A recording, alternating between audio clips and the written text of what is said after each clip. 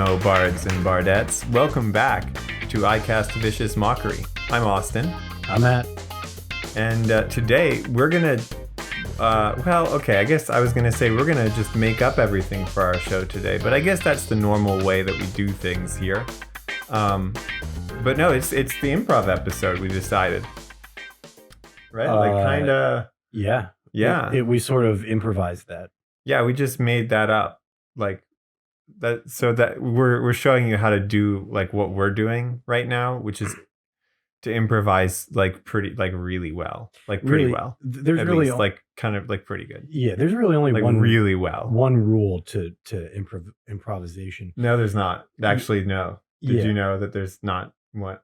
There are no rules. Yeah, there's one rule. No, there's no rules. I'm telling you. Yeah, the one rule. Well, look. I'm trying to save you right now. No, you're doing it. You're doing the right. Yeah, that's the rule. The one rule of improv is you always say no. Right. Yeah. So nice. You got it right on the first try. Actually, right there. Very good. Wait. All right, so we're not improv comedy wizards or anything like that, or improv anything wizards. Although, you know what, I will say, we do have some experience with improvising, because teaching gives you that. Like improvised performance is kind of what it boils down to. You're playing a character when you're teaching, whether you, well, maybe some people are not, but most people are playing a character. Like when I was being Mr. Baker, he's not the same as how I normally act. Yeah, Mr. Moreland is different than how I usually am in my everyday life. Yeah. Right. Yeah. Yeah. So you get some experience with that, but I think that the other thing is really anybody can improvise a little bit, and it's hard at first for a lot of people because they feel like maybe they're not good at it, and that's okay. I mean, it's the same thing as anything else. Like you just got to practice. You're not good at painting when you start, but the problem is a lot of people know what a good painting looks like before they start. Yeah. So when they can't do that feels bad, right? Like, some people have seen Ben Schwartz and Thomas Middleditch do their improv thing. And, you see that and you're like, wow, that was, maybe you think it was really good, pretty good, whatever level of good. And then you try your thing and it's like not that. Yeah. and with something like that, a lot of performative stuff like that, some people tend to think that that's just like people just can do it. Right. Yeah. They might not realize. I think with something like painting, because you can see the process and you can break down the process right in a way that performative arts, you can't always do that. Right. It's a lot harder to explain to somebody how to act, like the performance of acting, than it is to show them how to draw. Luckily, though, the tools for acting are easier to access. They are, yeah. They're like... They're always with you. Well, the other thing is, though, you already know how to make all of the expressions that you need to be able to make. Like, you're not training your hand to do some very difficult task, right? Like your body might not be able to, your body and face and voice might not be able to express everything perfectly, but there are some, there aren't that many things that are too far outside of your abilities right away. Yeah, and you get better at acting by reflecting on the genuine human experience of just living everyday life. Exactly. Which is something like with drawing, you have to seek that out. You have to make time to do it. But with acting, you can practice acting pretty much any time. Yeah, you can. And well, let's talk about how that dovetails into DuckTales into D&D. So you don't have to role play to have a good time playing D&D, first off. Of course. But you might want to. You might think that that's an aspect of the game that you're missing out on, maybe. Or you just wish you were better at it or whatever. And I think most people do wish that they were better at it. because Yes. they, you see other people who are good at it, and you're like, wow, oops. Oh, we're good. We're good. It's We're wrapped good. up around the. We're totally fine. Yeah. Yeah. Anyway, you see them, and you're like, wow, I wish I was that spontaneous. That spontaneous. As spontaneous as that. I wish I could come up with words spontaneously. I wish I had that much spontaneity. I wish I was that spontaneous. Anyway. So we're gonna get you started. Yeah. Don't even get me started. Don't even get me started. Now here's the thing though. Maybe you've done meditation before. I have. Mm-hmm. Well, I know you. I wasn't saying maybe you. I meant maybe you. I'm looking at the camera. If you're listening only on audio to this, then just know that I am looking at you. And I'm looking through you. Yeah. You could probably feel that. I don't know if you could feel me looking at you. That's a little bit more, whatever. Like I'm outside your window, or I'm in your bathroom with you, or whatever. Nothing weird. Anyway, what was I even saying? I'm sorry, I was looking through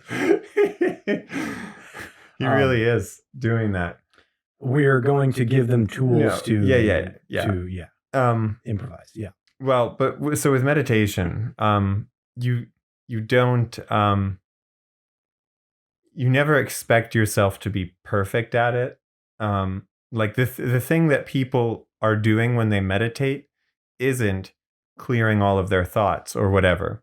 They're not reaching the goal. That's not what meditation is. Meditation is the journey. Right. Like it's every time you notice that you're off track and you get back on track, that's the meditation. That's the real work being done. And when you do this kind of thing, it's going to be the same way. Like every time you catch yourself not doing as well as you could be or whatever, that's the real work. That's when you're accomplishing something. Right. That's the opportunity to get better.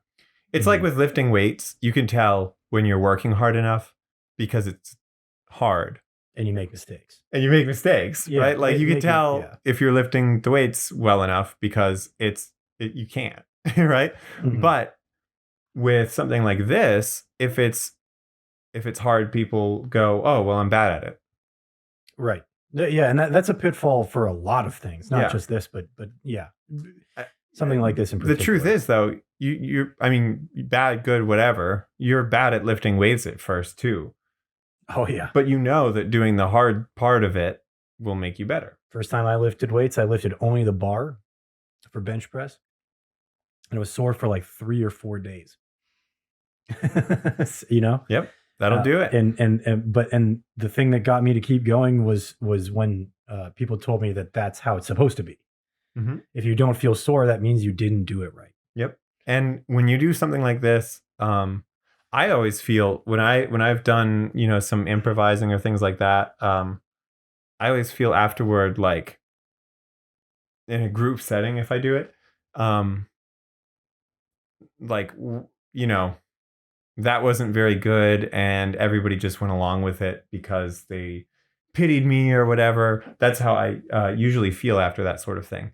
Mm-hmm. And it's always been like that. Like it's since I was 10, and started learning how to teach people. Like that's just how it has always felt to me.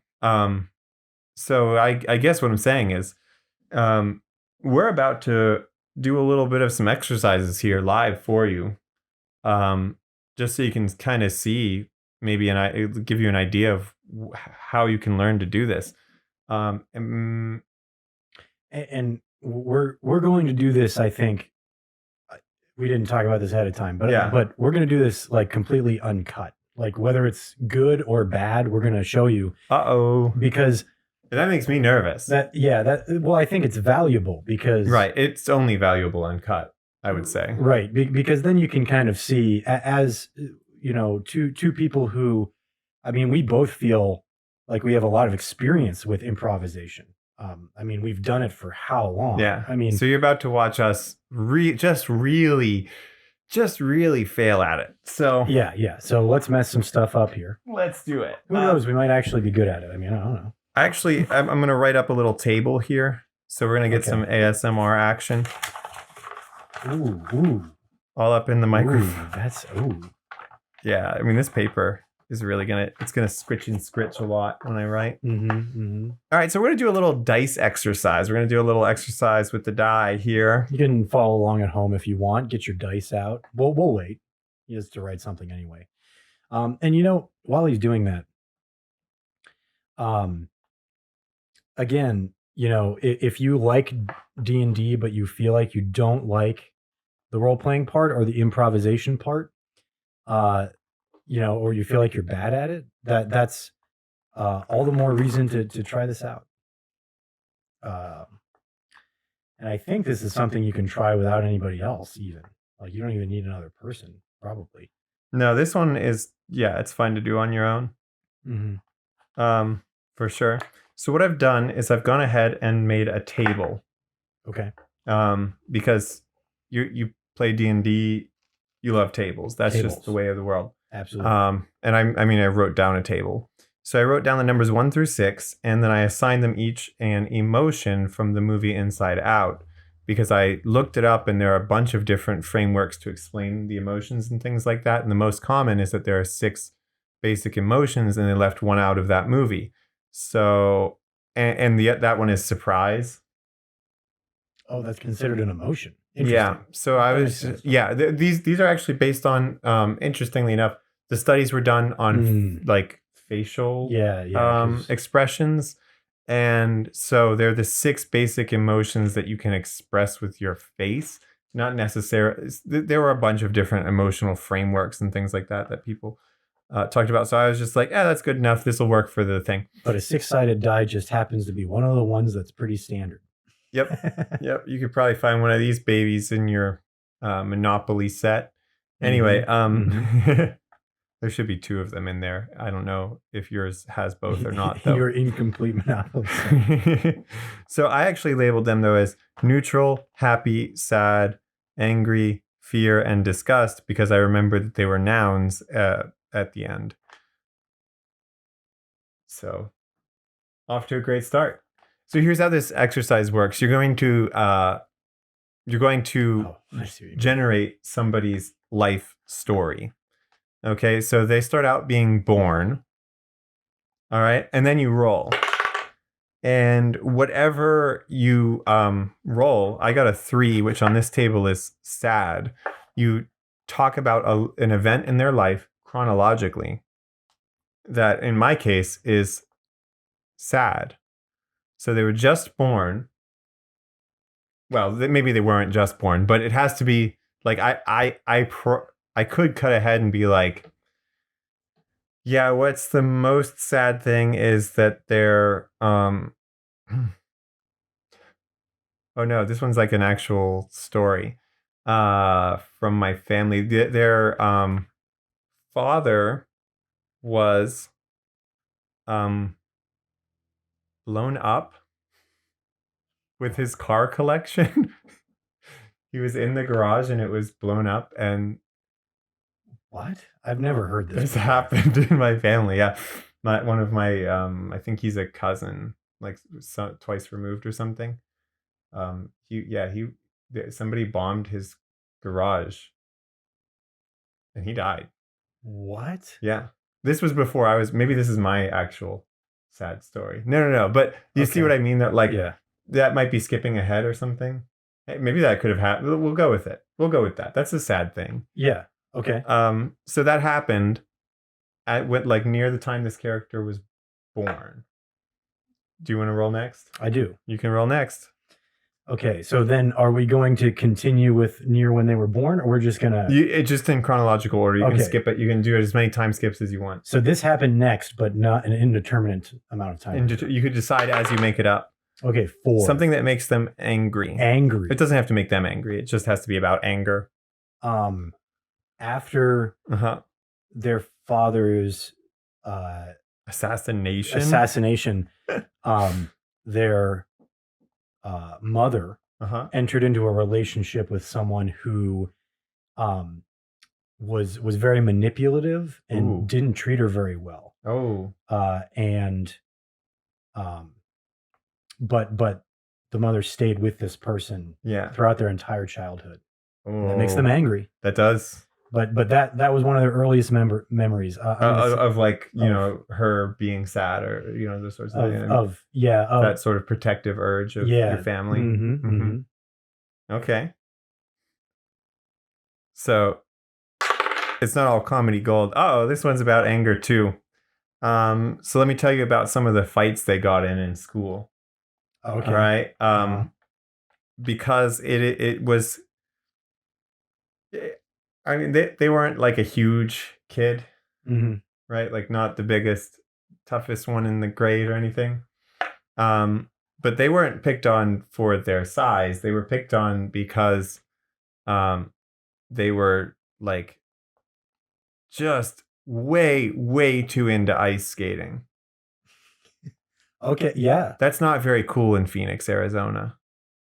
I mean, it's way too cool. Right. For Phoenix. It's expensive in Phoenix, Arizona. It's expensive in Phoenix, Arizona. But they were like, they would come to school in their skating outfits and things like that. And you can't do that. You know they're going to get, but they loved it so much, right? And it was the older kids who would like, I mean, you know, you got like a second grader. Yeah, they can wear their skating out leotard thing. You know what I'm talking about. Oh, you're talking about figure skating. Yeah, figure skating. Yeah, okay. So they'd wear that to school, and the older kids would like beat them up for it. Yeah. Right? Like, but that made them really mad. This one time they had their skates on them. Not on their feet, but like with them. With them, yeah. You know where that's going. Oh yeah. Like figures, do you guys know how sharp figure skates are? Those things, you guys have seen no, wait, hold on. That's not Talladega. Blades of Glory. Blades of Glory, yeah. Yeah, you guys have seen Blades of Glory. You know how sharp those things are. Yeah. Luckily the injuries were not permanent, but they were serious. All right. So just imagine being the second grader who gets beat up all the time. And then now everyone's like, everyone is afraid of you because you lash out in anger because you've got it all pent up this whole time. And, you know, like your teachers think that you're worthless and whatever, you know, it's not a good way to live. Whoa. That was a bit of a curveball. Your teachers think you're worthless. Well, you know what I mean? Like you've probably seen some of the less compassionate teachers. Oh, sure. Sort of dismissing the violent exactly. students. Yeah. Exactly. Okay. Your turn. Okay. This is going really great, I would say. Anger. Okay, great. Cool. We're really good at rolling this. Wow. Okay. So they never really gave up on their passion for figure skating. Right. But eventually they learned to sort of hide it because it was something that but when it was the full moon, they stopped wanting, they didn't want to draw attention to themselves. So they right. Yeah. So they became sort of reclusive, you know?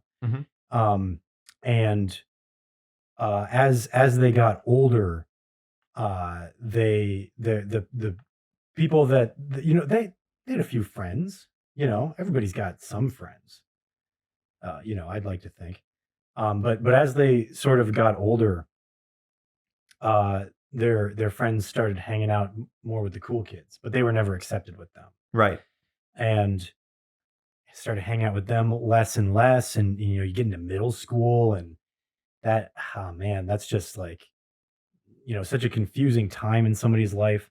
So they started to harbor a lot of resentment for their former friends because they started hearing stuff like now they're participating in making fun of them behind their back. And, they try to tell the teachers about it, but they're still not doing anything. They think this kid's a hooligan, Right. They have no sympathy. Right. And it's building up more and more, and like not even just the figure skating thing, because they pushed that way back a long time ago. Right. That's building up too in the background, but yeah, but like once you've got that reputation as the weird kid, yeah, and the one who's easy to set off, people are going to try to push your buttons. Right. And they don't necessarily know what actually will set you off, but it feels like they do because you only remember the times when they find the thing. Right. Exactly. So they poke and prod until it happens. And eventually, them poking and prodding is the thing that sets you off, because it happens so many times that as soon as they start, you're like, all right, I know where this is going. Yeah, you become the butt of sort of like a game to them. Yep. Like who can be the one to you become their game butt. Set them off. Yeah. Okay. Cool. Yeah. Your turn. My turn. Yeah. Disgust. Okay. All right. What would make them disgusted? So, trying to fit in, they go to like a party. You know where this is going. Okay. They find all the other kids. Well, yeah. So I'm saying kids. At this point, they're high school aged. I guess to me, that's a kid. That's like if you're in high school, you're basically a tiny little baby. You're like a very young baby. Like you haven't even been born yet, basically. So they find these, or they get to the party. What the kids are doing that disgusts them. It's not the drinking. It's not the drugs. They are like they're making fun of people. What they're doing is like they've all recorded videos and stuff like that. And it's basically like how every party devolves into watching YouTube. Oh yeah. But they have their own videos on their phones of them like beating kids up and making fun of kids and all this kind of stuff. And immediately that's when our character's like, whoa, hold on. Like, I don't even know what I was thinking trying to fit in with these people. I cannot believe that was me for even a second. And maybe it's their first moment of sort of clarity, like, wow, my life has just not been going in the right direction. Yeah, I've been totally misled by my emotions. Yeah, what led me to this? Yeah. All right, your turn. Okay. Anger again. No. Wow. Okay. Anger again. We didn't like beta test this drill or anything. This game. I think had I done that, I probably would have added more positive emotions, because you can see there's only one. There's only one positive emotion out of these 5. Yeah. Unless you consider sadness, anger, fear, or disgust to be positive. And one of them is literally neutral. And I put neutral as one of them. So here's a neutral life event. Anyway, sorry, yeah. Oh, what? Well, I'm just thinking to workshop this a little bit. One easy way to do that would be to make this a D8 or a D10 and make a couple of them. Yeah, just make a couple of them happiness. Yeah, joy. Yep. Yep. That. I forgot that's what her name was in the movie. Actually, I think it should be a percentage roll. Oh yeah, a percentage roll. Yeah. And it's like because then you can just make it like 50% happy if you want. Yeah. Or you can make it like 22% happy. You can adjust it. Yeah, you can adjust it each round, that sort of thing. That's fun. I mean, you can adjust it anyway. Yeah. Right. But we'll play through this. Yep, we'll keep going. We'll play through it this way. I don't want to go until he dies, just until something happens. Yeah. You know what I mean? Like until there's this story. Right now, there's not really a story, but maybe what you will say makes it a story. Okay, so we're. I mean, this is a backstory so far. Mm-hmm. This is backstory. So you have a character's but maybe it doesn't quite reach as far as you want. But we're almost there. We're almost to a whole character's backstory, actually. Yeah. Anyway, anger. I'm going to jump ahead a little bit more. Okay. He starts college. College. Okay. My boy's in college. He can't wait to get out of Phoenix, Arizona. Yep. He can't wait. He can't wait to get out of there. And his love for figure skating really draws him up north. To colder climates where he can do that. Duh, that makes a lot of sense. A lot more. It really does.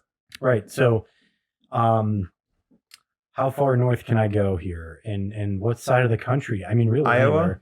Iowa has big universities. Or a big university, I should say, at least. Yeah, Phoenix, Arizona is kind of a big city. He's going opposite extreme. Maybe he goes to Canada.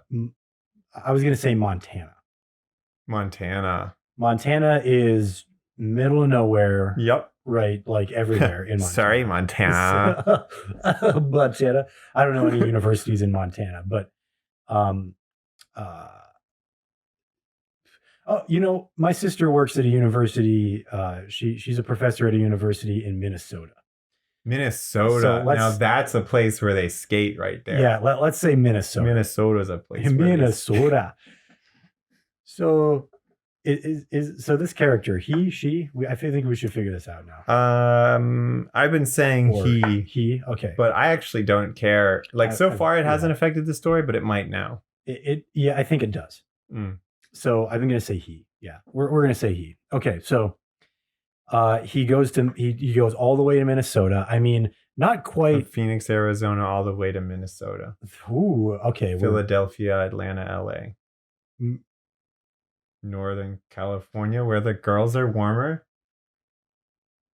Is that what song is that? Keep on rocking me. Oh, okay. It's the Eagles. Anyway. No, I only know Hotel California. No, you would recognize it if you heard it, but I'm not gonna. Oh no, I also know trouble your ears with my nonsense. Is Hotel California Eagles? Yeah. Okay. What's their other one? Life's Been Good. Life in the Fast Lane. That's the other one. Yep. I thought of it right when you did. Yeah. Okay. Life in the Fast Lane. Okay.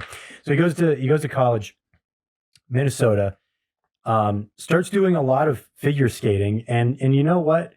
Unfortunately, because he had pushed it down so much, he lost some of his edge.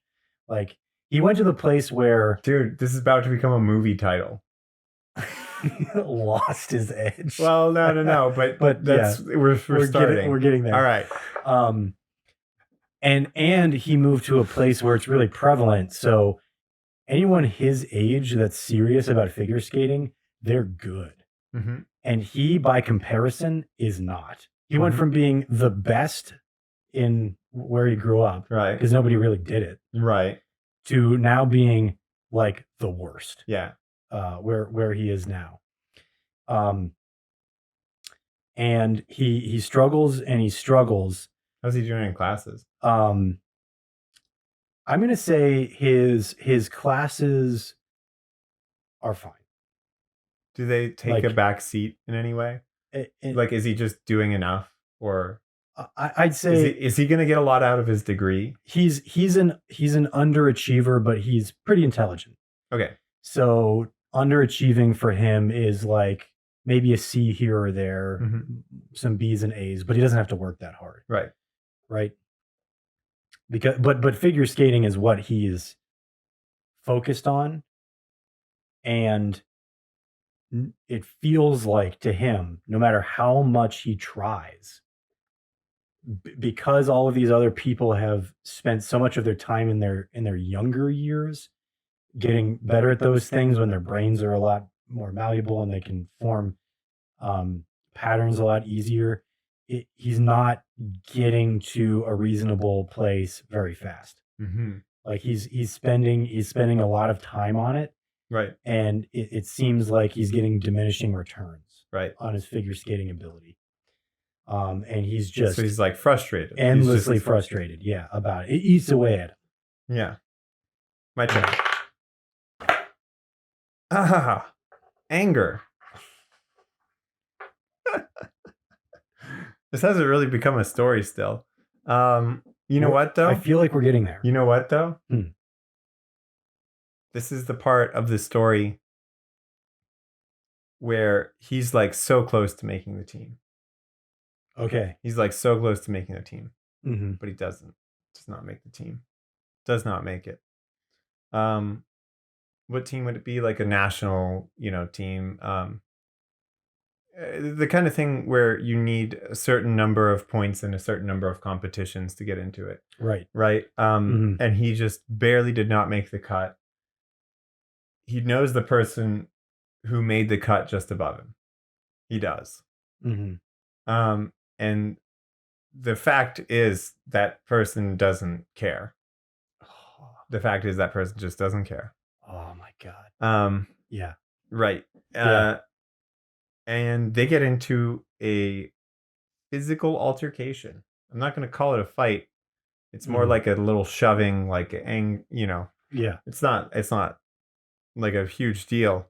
But that's gonna leave a bad taste in some people's mouths if they hear about that kind of thing happening. You know what I mean? Like, from either end, both of them look bad, right? Because of that. All right. Well, here's your turn. Okay. Let's see if our boy turns it around. Neutral. Huh. This is gonna be hard. Then in the third round of the competition, he scored a 97.4. A possible 200. Very average. Oh, is it 200? No, I have no idea. I don't know what it is either. Usually it's a panel of judges. They all score out of 10 for most of these kinds of things. Yeah, that's right. For figure skating. Unless it's different than it is in the Olympics. I don't know. Yeah, it's the same. It's the same. They do it just like the Olympics. I don't know how many judges there are usually. Is it 85? 90? We all judge them really on the inside. I think it's 5 judges. I think this scores out of 50 usually. I could be completely wrong. I don't know anything about figure skating. Leave us a comment about figure skating. Anyway, so neutral. Yeah. Man. We need a neutral event in this person's life. Just a neutral event. Okay. That's hard, actually. Yeah. This is tough. I think this would be easier at the beginning, but we've laid a foundation for this guy. Okay.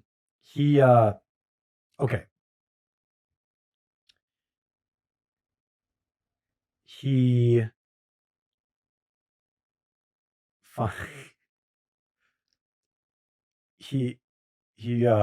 on the way to a competition, he finds a quarter on the ground and he picks it up. Nice.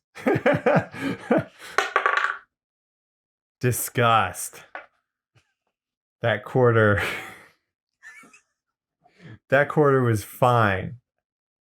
But then later he steps in dog poop. Same day though. That's why he remembers the quarter. He's like, man, I thought today was going to be fine. Because I picked up a quarter off the ground, and like that doesn't happen every day. I mean, I wasn't like, yay, my student loans are paid off. But like, I didn't think I was going to step in dog poop today. There. You're up. Okay. Great. I like how you like stayed on that level, though. What?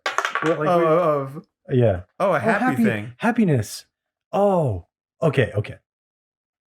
See, I had some idea of how this was going to resolve. And I just assumed it was going to be 4 every time. And that this was going to end up being like sort of the plot of The Wrestler. Do you know that movie? No. Who's the guy who plays Michael Scott in The Office? What's his name? Oh my. He's a very accomplished actor. I cannot believe I didn't immediately think of his name. This is actually one of the actors who I can never remember their name. Yeah. He plays Brick in Anchorman. Maybe if I try to picture the Anchorman like poster or DVD cover in my head, I can see his name. No, I guess not. I'm We have to look it up. I'm just looking. We have to. Steve Carell. Yeah, right. The voice of Gru. Right. I forgot he. Yeah, my bad. Anyway, he's in The Wrestler. It wasn't that important. But so anyway, Steve Carell. Yeah. Is it about somebody who just gives into their anger? Is that what it is? Kind of, yeah. He's a college wrestler who like never moves past that stage in his life. Oh, and like you can't be a competitive collegiate wrestler for your whole life. You No. can barely do it for 4 years of college. Yeah. Like that doesn't, like most people's bodies just break down. Don't even want that much to do with serious competitive wrestling. But he doesn't move past it. And then I think he might even become sort of, maybe schizophrenic or something like that. Well, no, that should have happened earlier. If he's schizophrenic, but something happens to him mentally as well. And it has bad results. I don't know. I'm not going to give away the whole movie or whatever. But yeah, for a lot of athletes, and I don't know if wrestling is too much like this, maybe if he was really intense about it, but repetitive concussions can have a lot of negative effects. That is part of it, I think. Yeah. And at first I wasn't sure if this was like pro wrestling or if this was like actual wrestling. Yeah, collegiate wrestling. Like collegiate wrestling, yeah. But he didn't make the team, this guy. No. But he was almost there. And he did pretty well. This is a high-level team here. He was scouted. Oh. By another team. Oh, not as high level. Not as high level. Not the best team. But he moved from being just barely making the cut to one of the best in this one, which is like a huge boost to his ego. He likes his ego. Yeah, this guy likes his ego, and he finally starts to feel like he is making a career out of the one thing that he's always been passionate about, and that no one has ever like let him live down. He feels accepted now, right? Like this is who he's meant to be, right? Cool. Let's see how it turns out for him. Another happy thing happens. Oh, what? Oh, this could be a like pursuit of happiness. We'll see. Yeah. Well, we'll see. Who knows? Yeah. I don't know. I actually thought this story would end around now, but it's still going, man. And I could still see some cool ways that it could turn and twist and be a really good movie. Like that could have all been backstory, and this part is the movie right now. You know what I'm talking about? Yeah, like there's like a montage, and now we come to here. Yeah, or they flash back later on. Oh, and explain some of his erratic behaviors or whatever that happen. You know, when he's supposed to be at the height of his happiness, and he's not happy or whatever. Things like that happen. Anyway, so the happy thing that happens this time is that his team qualifies to go to the nationals. They were not nationals, like international competition. Big one. Don't know which one. Yeah. I know nothing about skating, but I swear it's a good thing. Like he basically dropped, but then went back up to the level that he. Yep. And now he's so the other team that he was on, they are in the competition. They're like way higher seeded or lower seeded, I guess. They're more likely to win. I don't think they call it seeding in ice skating. I don't know. But you know what I'm talking about. Right. And he's like his team barely qualified. They're last, but they're in. They're in. All right. What do you think? What happens next? Ooh. Oh God, I hope it's a 2. Fear.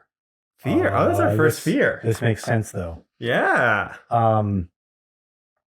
Their first matchup. Yeah. I guess there's no matchup. Is this Haikyuu now? Yeah, this is figure skating Haikyuu. It's what Yuri on Ice meets Haikyuu. Yeah, man. That's not how skating competitions work. They're not matched up. No, but maybe it is in this case. Maybe this is just like that. I don't know. It's team figure skating. Look, I don't know anything about skating. It's fine. It's the story. We'll keep going. All right, we're just gonna say that's how it works in this story for now. There you go. That's the number one rule of improv.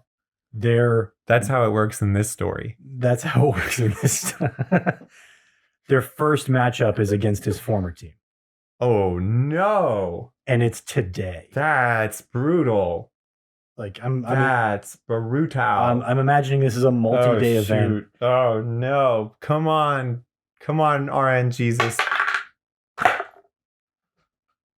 A happy thing happens? A happy thing happens on this day?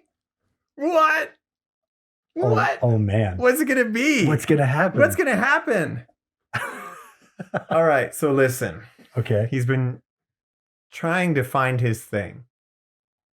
He just doesn't have some of the capabilities the other skaters have. They've got these abilities, the ability to do these intricate, crazy things just because they can go from one thing to the next, and their brains are just faster.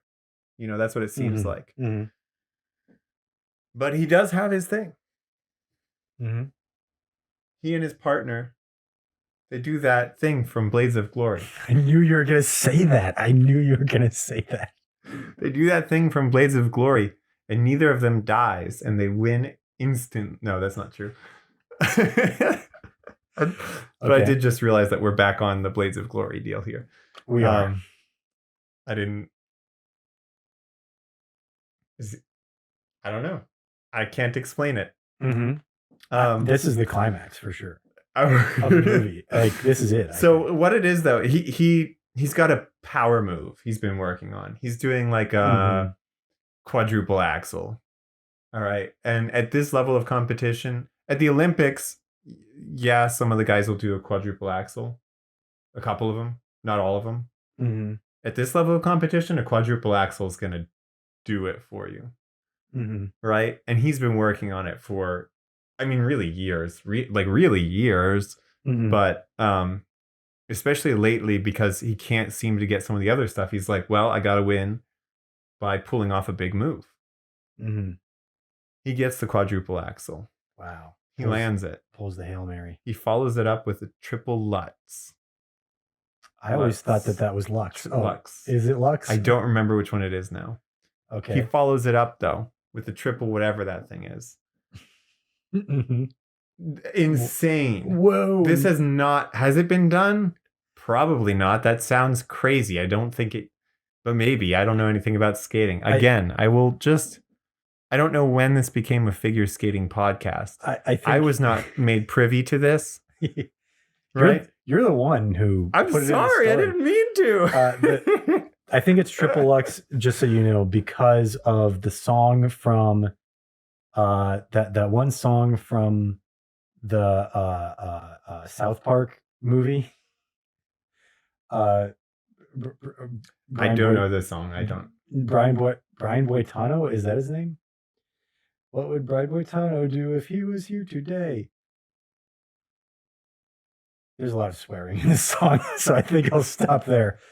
Yeah, but he does a triple Lux, and yes, yeah, you're right. You're right. I was thinking of something else. He saves the day. Yeah, I guess that's the happy thing. Now, what's going to happen next? Is it all going to go south from here? Well, I think this is going to be the final event. Yeah, has to be like the resolution of the story, right? So yeah, I guess so. Oh no. Yeah. Is it? Jeez. Okay. Is it going to go good or bad for him? I'm banking on neutral. Oh no. No, it's sad. He did all of that work, but it didn't bring his dad back. Now we're bringing it full circle.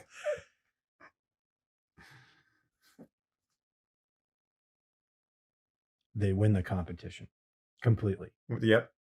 That same day. Yeah.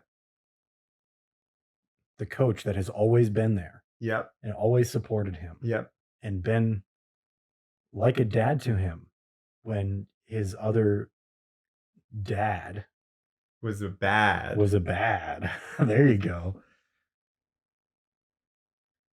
He's Right. assassinated. Oh my God.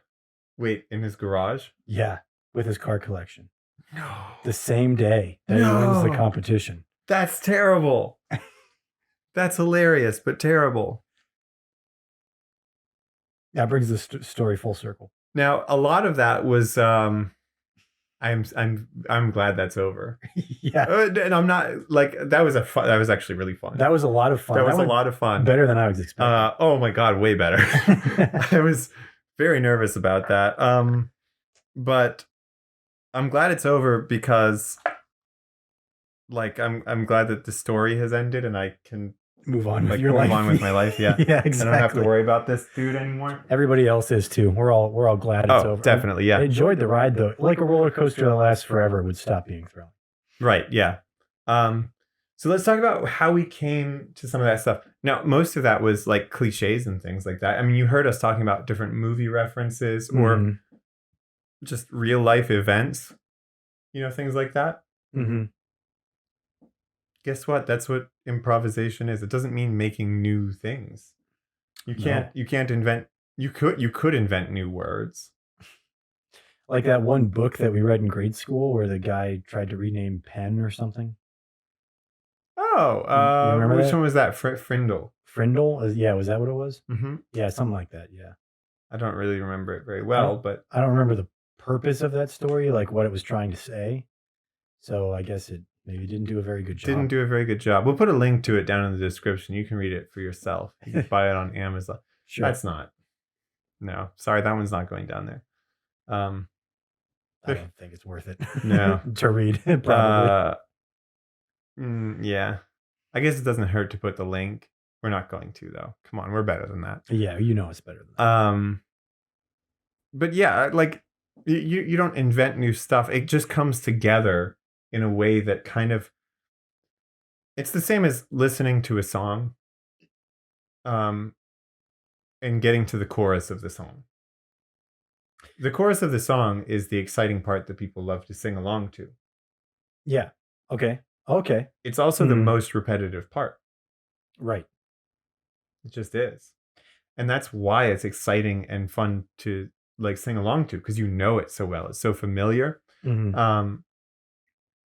But at the same time, people like new songs, right? So this is the same thing. You're writing a new song, but you need to do it with parts that people can understand. To me, it's like a creative representation of what human beings are. Mm-hmm. Because we're all made up of the same stuff. Right. But no two people are the same. Right. Well, what about Mary Kate and Ashley? Well, they did play the same. They played the same character on Full House. I'm just saying they could be the same person. We don't know for sure. Yeah. Has anyone ever seen them both in public? Oh, and I mean, I've seen pictures of them together, but I've never seen the Photoshop exists. Yeah, that's what I'm saying, and it always has. And they're yeah. And if you think it hasn't, then you're wrong. When did the word Photoshop? When was it invented? Bet you can't. I'll put it in the homework. I bet you can't even find it because it's always existed. Photoshop's always existed. Haven't you seen those crazy medieval paintings and stuff? What? Those are just photoshopped like pictures. Those are just pictures of people that somebody went nuts on. Who's the girl who sings "Complicated"? Avril Lavigne. Oh, that's it's right. It's like Avril Lavigne and her clown. Right.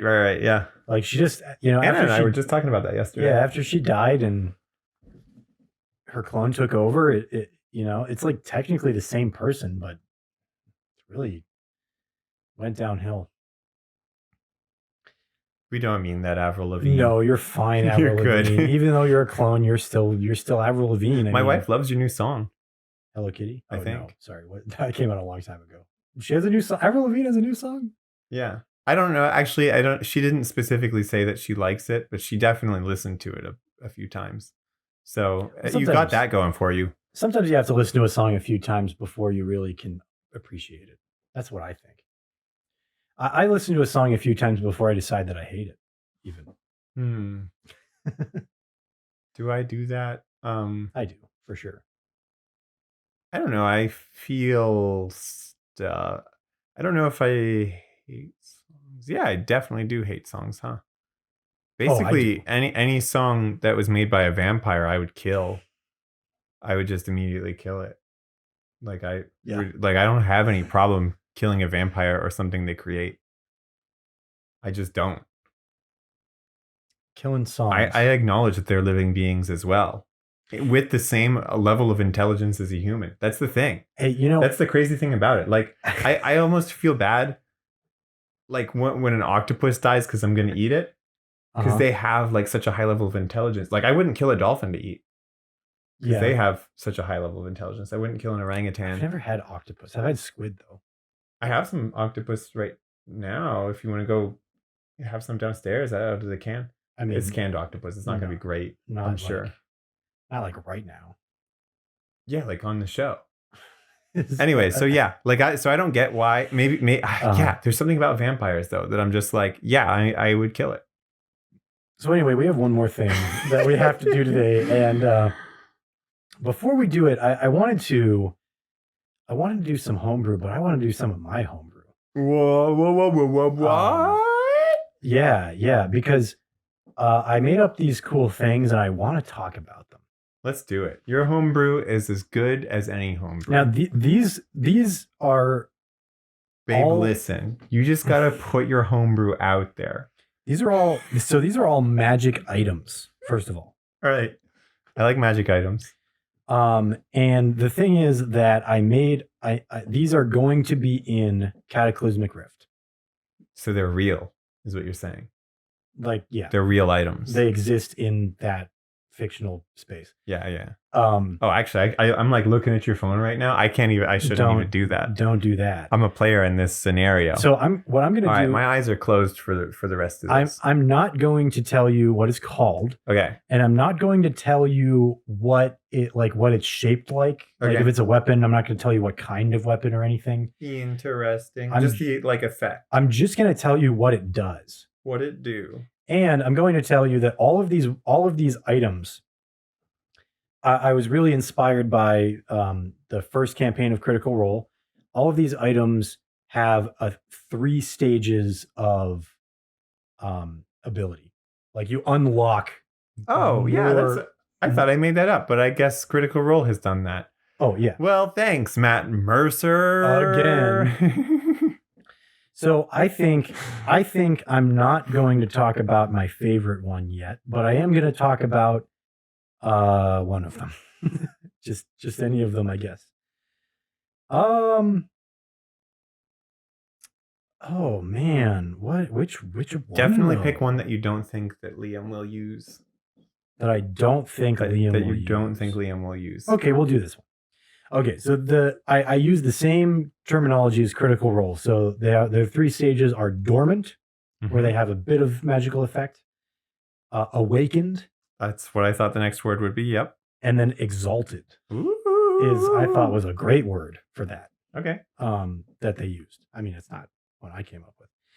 Okay, so this item, while it's dormant, so this all of these require attunement. And some of them require attunement by a specific kind of something, whether it's a race or a class or something. Okay. Right. So this gives +1 bonus to attack and damage rolls with itself. Right? Mm-hmm. It's very clearly an arcane focus, making it for spellcasting. And damage, and I can just tell. Once per long rest, you can spend. You know how like some magic items have like charges. Charges, yeah. So you can expend 2 charges to cast the lightning bolt spell. But lightning bolt. But so it's a DC. Whatever your DC is. And it's 4d6 lightning damage, which I think is a little bit less than what lightning bolt usually is. So it's a dexterity saving throw, half damage on a success. Yep. All that. So that's dormant, right? So pretty cool. Mm-hmm. Not like amazing, but pretty cool. So when it's awakened, you get +2 bonus. +2 is pretty good already. Mm-hmm. Twice per long rest, you can expend charges to cast lightning bolt, and this time it does 6d6 damage. 66 damage every time, exactly. 66. Okay. Say yeah. Oh, I get what you're saying. I misheard. Also, you can expend 3 charges once per long rest. So there's a limit to the number of times you can do this per day, and also you have to expend charges. Okay. So it's kind of limiting, right? But you can spend 3 charges to cast the spell Banishment. And once per round, the Staff of Lightning Banishment. You can... It's going to have a good name like that. Once per round, when you hit a creature, you can choose for the attack to do an extra d6 of psychic damage. Like you can just decide to do that once per round. Yep. So basically, and that's free. It's free.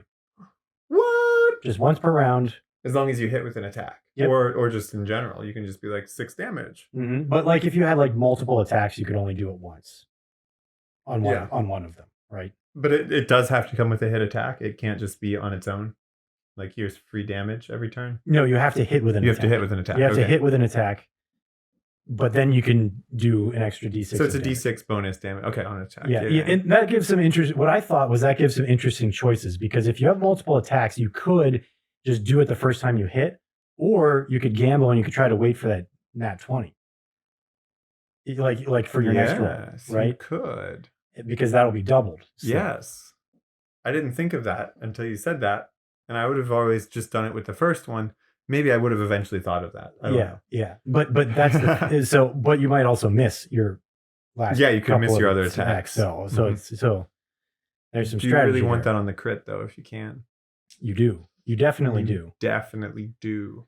Exalted +3 to attack and damage. That's a lot. Yeah, 8d6 lightning damage. That's a lot. You can also do it 3 times. That's a lot per long rest. You can do banishment twice. Okay.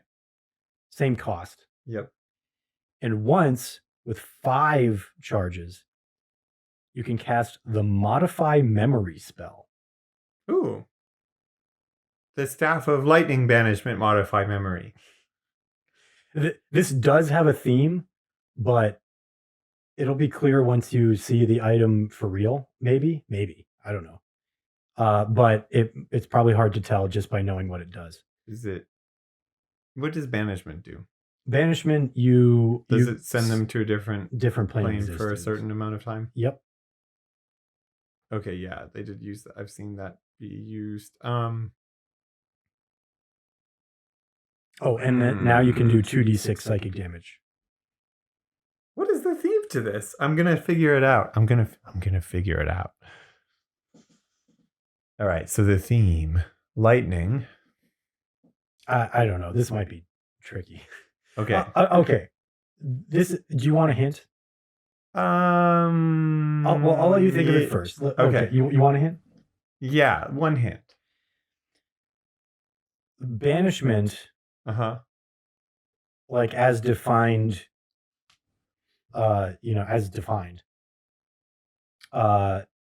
Default sends them to the plane of existence that they originated from.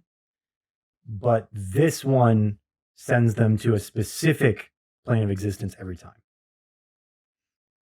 And there's a reason.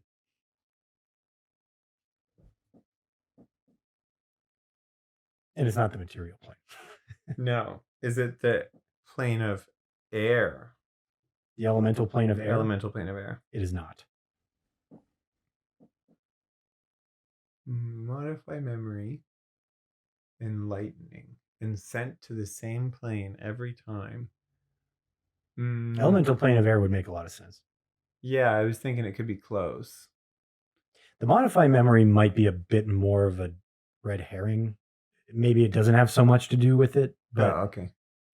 the Hey, well, I'll find out later. Yeah, okay. You'll find out later.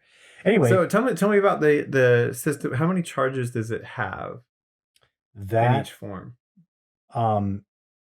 Depends on who uses it. Oh, okay. Somewhat. Oh, well, I won't be able to figure that one out right now then. Yeah. That's let me suffice it to say that's a question I can't really answer without giving a little bit more away. No, wait, so I can guess though. I mean, because one possibility would be that somebody of divine or devilish nature would be able to use more charges because of that nature. Okay. So then, like Saren and Dissel would get 4 charges, and other mortal realm beings would get like 2, that kind of thing. But another option is that like maybe it's related to the area that. Oh, wait a second.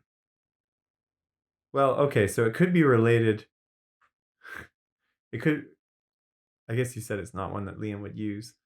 Well, you told me not to do Yeah. one Liam would use, so yeah, So- this isn't one Liam would use. But it could be related to I don't know, because where he's from is related to Norseman land. Yeah. And so like a god of thunder and all that stuff would be pretty reasonable to expect. And then maybe it sends them to some kind of tree of life type plane. But then yeah, I don't know why it would have modified memory for that. Wait, is it Men in Black themed? No, but that is a fascinating guess. Right? Like, because the modify memory, okay. Okay, yeah, I don't know. The lightning I can't explain. Yeah, I was going to say, what about the lightning? It would make sense if it was whatever explosion damage would be, like fire and force damage, like or thunder damage? fire and maybe thunder, yeah. Because then the cricket gun for Men in Black, right? And then of course banishment would send them to alien prison or whatever they do with the aliens that they catch. Dude, I can't even tell you what last time I watched Men in Black. I don't know what they do in Men in Black. But anyway, yeah. So like Men in Black, it's the Men in Black themed item. You got me. Yeah. No, that's not it. But and so who would use that? It would be freaking Callie would use it. I don't know. I'm not gonna tell you, but whether you're right or wrong. But I like that one. I thought was cool. I liked that one. Yeah. I had a lot of fun. And the different charges for different parges. I wanted to rhyme people there with charges, and that's the closest I could get. Like different strokes for different folks, but different charges for different parges. It makes sense when you think about it, I guess. That I like a lot to sort of like determine who's going to be using it, because like there might be reasons to switch it around, but then you're making a trade-off as well. Like maybe the person who's going to have the highest accuracy with the lightning spell doesn't get as many uses out of it, or something like that. All right. Anyway, cool. What do you want to do next there? You had another thought, right? Of something else to occupy our time to do on the show, but I don't know if we have time for it. I don't think we are gonna have time for it today. I could do another one. We could do another one of these. Okay. Yeah, I'm down. Yep. I wanted to talk about these for a long time. Can I? You know what? I'm gonna preview. Okay. For the next episode. So what we were thinking is similar to what we did here, where we improvise like a story, I guess, an entire story. We were going to take it, and we're going to do it next episode, as long as we remember, and don't come up with some amazing idea that's more pressing. You have to remember. Right. We're gonna take that to the next level, and just start with a randomly rolled character, entirely random character, and figure out like what's their deal. What is their deal? What is their deal? Maybe they'll be super boring and we'll just fire off that one and do the next one or whatever, but we'll see. I've done random character generation before. It gives you some wild stuff. Especially if you allow multi-classing and things like that. Yeah. Yeah. And you stick with like a level 5 character, but like there are 2 levels of warlock, 1 level of druid, and 1 level of ranger, and 1 level of monk, and you're like, what does this mean? and that like it doesn't like what's the word I'm looking for? It doesn't optimize satisfy your cravings. Oh, it doesn't optimize your stats. No, it really doesn't. It only just it fulfills the minimums for the classes, right? Because it has to, right? And that's it. So I've randomly generated some characters that are like completely unoptimized for their class and like really just would be bad to play. Oh man, Carly. So I've been playing a solo campaign with Carly. Oh yeah. Or well, we just started on Monday, but oh man, that's so cool. First session I think it went pretty well. She did a good job. I don't know if I did, but I had fun with I'm going to say she did a great job. But she rolled like crazy for her character. Like high? 2 15s. Oh man. Okay. 3 16s. What? And a 17. What? But that was her stats. Well, because I did the same thing as with I did the same thing as with you. Except I rolled terribly. You didn't roll very well. Compared to that. Yeah, she it was 5d5, dropped the lowest 2. And that's what she ended up with. So her character is basically just good at everything and great at most things. And then like really, really, really great at charisma. Oh boy. He's I don't know if I can give this away, Carly, but I'm gonna. Oh, so she's playing a guy? That's cool. He's a warlock bard. Well, bard first. That's what she decided on. Okay. I made him a warlock as well. Nice. That was like we put it together a little bit there. Okay. Cool. And oh my God, it's gonna be good. I want to watch this. Yeah, we didn't record it. Well, I couldn't for this one, or for my other one with Peter. I couldn't record them. So only ours is recorded. Only the one with me. Yeah, and it's not that I didn't like. I couldn't set it up in a way that I could do that. Yeah. That would require them to have equipment too, and yeah. And then they'd have to record. They'd have to send me the recording and all that kind of stuff. Right. Yeah, it's a lot of work. In fact, even us recording together, I didn't think of this until now. Oh no, it's gonna be fine. Because I was gonna say my wife works in here where we're sitting. But I also work the same times as her. Oh, well, there you go. So it's like it's never going to happen that I'm available when she's in here. Oh, that'll be nice now that you have a more consistent schedule. I mean, I don't have a consistent schedule yet, but now that you do, at least make it easier. Yeah, at least you can pick out a time that works for you every week. Yeah, that kind of deal. You don't have to do that crazy business. My schedule's not 100% consistent, but it is more consistent. More consistent than it has been. Yeah. Yeah. Cool. Okay, ready? Yes. Okay. So, dormant. Dormammu. I have come to Bart. Okay. This item gives you advantage on all dexterity saving throws. Okay. While you're attuned. Additionally, your dexterity score increases by 2. Gloves of stickiness. No limit. So it's not like up to a maximum of 20. It just goes up by 2. If it's already 20, you got 22 dexterity. I always appreciate that. I don't like the ones that make your score go up to 19. Oh yeah. What's even the point of that? Yeah. If I'm going to use this skill anyway, I already had a 19. Yeah. I already did. Mom. Except for the ones that bring your constitution up to 19, then people fight over it. Yeah, I guess that's useful for anybody. Yeah, that's useful for pretty much anybody. Liam should have had that already. Anyway, it doesn't matter. Okay, so, and the people who it's like really good for, like a barbarian, they already got like a 19 or 20 constitution probably. Yeah, they might be close. Anyway. But you could just run a super low strength barbarian, just banking on the fact that you're going to get a belt of storm giant strength or something like. But yeah, artificers can craft those. Not storm giant. Like hill giant. Yeah, one of them.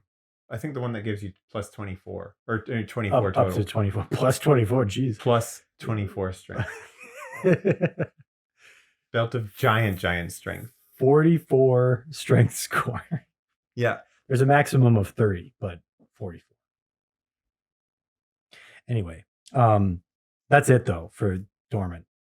Mm-hmm. Advantage on dex, saving throws, and ability checks. Dex increases by 2. Okay, cool. When it's awakened, now you have advantage on dexterity, strength, and constitution saving throws. Holy, that's a lot. And on dexterity ability checks. Whoa. Your dexterity score increases by 4. Whoa. And once per dawn, you can cast the spell Pass Without Trace as an action. That's really good. I'm not the Pass Without Trace thing. That's fine. That's whatever. I mean, that's going to be useful, I'm sure. But that whole general deal of like half my saving throws, I'm pretty sure I'm going to make it. Plus the ability score increase. Whoa. And having 24 dexterity, I mean, you're going to be the first one in the turn order. Exalted. You have advantage on all dexterity, strength, and constitution saving throws and ability checks. Mm-hmm. Whoa. That's half the abilities. Possibly even more than half the ability. Well, constitution doesn't have any associated ability checks. But yeah, but I feel like strength has a bunch. Strength has a lot. And dexterity has a bunch. Dexterity has, I think, the most. Well, sleight of hand, acrobatics. Stealth. Bunions? Like whether you have bunions or not?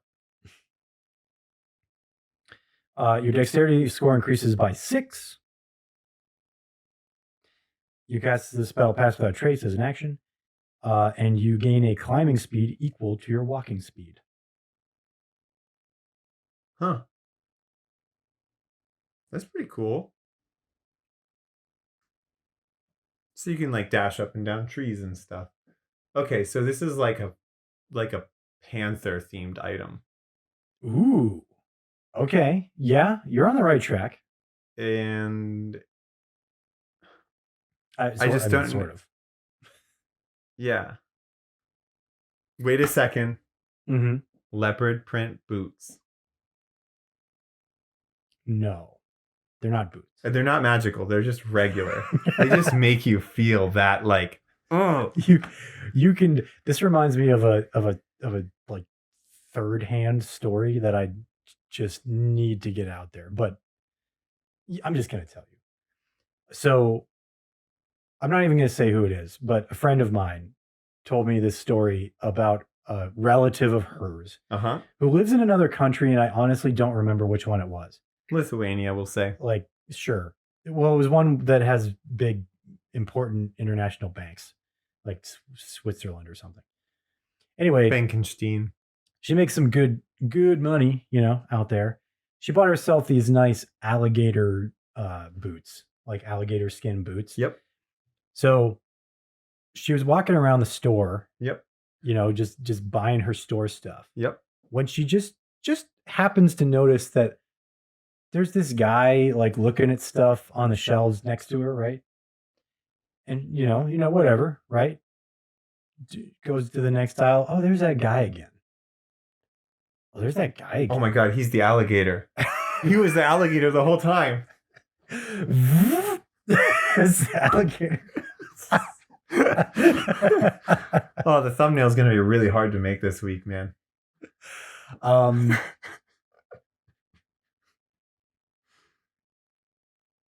going to have to buy a stock photo of a person unzipping. He goes... She's like starting to get weirded out by him, Mm-hmm. He keeps following her. I suppose she's like, an attractive lady, I don't know. I don't know her. Never seen her. But he... Does he like throw his foot up on the shelf and be like, and point out that he's wearing the same alligator boots as she is? And like kind of just like wiggle his eyebrows at her a little bit and be like, hey, we friends now? We cool? she kind of like turns to him and she's like, can I help you with something? Like, what's going on? Can you just like stop following me? And he's like, oh yeah, sorry. I really like your boots. Then he like shows up again and he's like, I really like your boots. And he shows up again and he's like, I really like your boots. Eventually, eventually she's like, yeah, just please get away from me. She sees like a little bit of motion out of the corner of her eye. This guy's army crawling across the floor toward her. Oh no. Don't step on him. Don't do it. And she's like really freaked out. She like backs up from him and she's like, hey. She's like, whoa, man. Like, whoa, man. You're going way too far. He's like, he looks her dead in the eye and he's like, can you please step on me with these boots? No. I was really hoping he was the alligator and that's why he was crawling. And apparently when she said no, he stood up, looked really embarrassed, and was like, sorry about that. And then he left. Well, yeah, that would do it. I'm not moving to Bankenstein. I don't care who. That story is so ridiculous. It has to be true. You know what I mean? Yeah. Like, it's one of those things where she told me that and I was like, no way. But then I was like, no, it's so crazy. It has to be true. It has to be. There it is, guys. It's all true. Anyway, so all of it. Just Force. If you decide the Jedi. If you decide to get some like really nice alligator skin boots, don't wear them in public. No, it's probably fine. It's really on him. I just like can't dig the alligator skin boots though. I'm neutral about it. It's a fashion tip. They're bumpy. Bumpy is not a good fashion. What are you talking about? Okay, like I'm not going to defend them, but like I'm not offended by something that's alligator skin like that. I'm fine that they killed an alligator and made it into clothes. That's cool. Okay, but it's bumpy. Yeah, I mean, that's not a nice texture. But only on the outside. That's what I mean. It's not a nice texture for me to look at. To look at. Yes. Okay.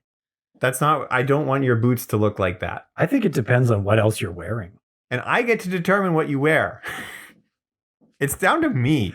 I decide what's right. That's a bit, I don't know, man. That's a big no-no nowadays. You can't tell girls what they're allowed to wear and what they're not allowed to wear. That's bad news. No. It's not. Sorry. It's not what you're allowed to wear and what you're not allowed to. I'm telling you what's right or wrong. Okay. Morally. This is a fashion show. No, it's not even a fashion show. This is a life choices show. Life choices show. Got it.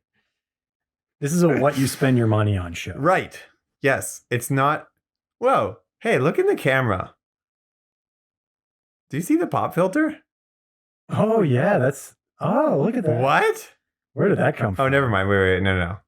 I was seeing it wrong. I thought I was seeing through it there. I thought that was the rim of the pop filter for a second. And I was like, why is it see-through? It's not see-through. But I didn't. I thought you were doing a bit where you're no, I was serious. I just didn't. I forgot it was over here on the corner of the screen. I was right there. I forgot it was over there on the corner of the screen. I was 100% with you on that bit, and then it wasn't a bit.